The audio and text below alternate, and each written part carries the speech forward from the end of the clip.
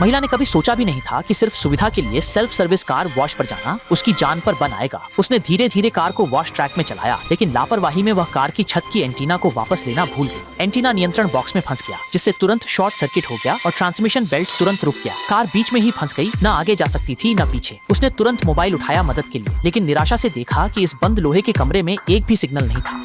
महिला पूरी तरह से घबरा गई। उसने तेजी से एक्सीलेटर दबाया, बाहर निकलने की कोशिश की, लेकिन पहिए बस बेकार में घूमते रहे और पूरी गाड़ी हिल भी नहीं पाई। और भी बुरा यह हुआ कि घबराहट में उसने गलती से सनरूफ का स्विच दबा दिया, जिससे मशीन की अटकने की आवाज के साथ सनरूफ धीरे धीरे खुल गया और फिर फंस गया, जो अब बंद नहीं हो पा रहा था।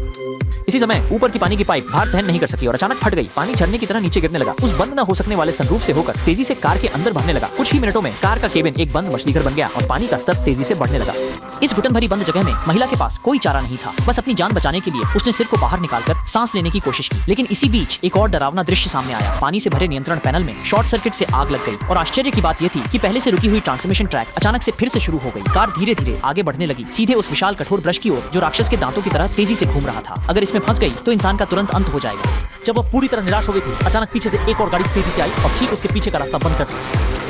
देखते ही देखते ड्राइवर उसे बचाने के लिए कार से उतरने ही वाला था कि अचानक फिर से एक दुर्घटना हो गई। सौभाग्य से जैसे ही ऊपर की पानी की पाइप जोर से गिरी, वे दोनों चमत्कारिक रूप से बच गए। इस अनचाही आपदा में वे आखिरकार मौत के मुंह से बच निकले। एक मामूली सी गलती ने एक के बाद एक घटनाओं की श्रृंखला को जन्म दिया, जिसने उसे मौत के भंवर में खींच लिया। शायद जीवन ऐसा ही होता है, सबसे साधारण कोने में अक्सर सबसे घातक खतरे छिपे होते हैं।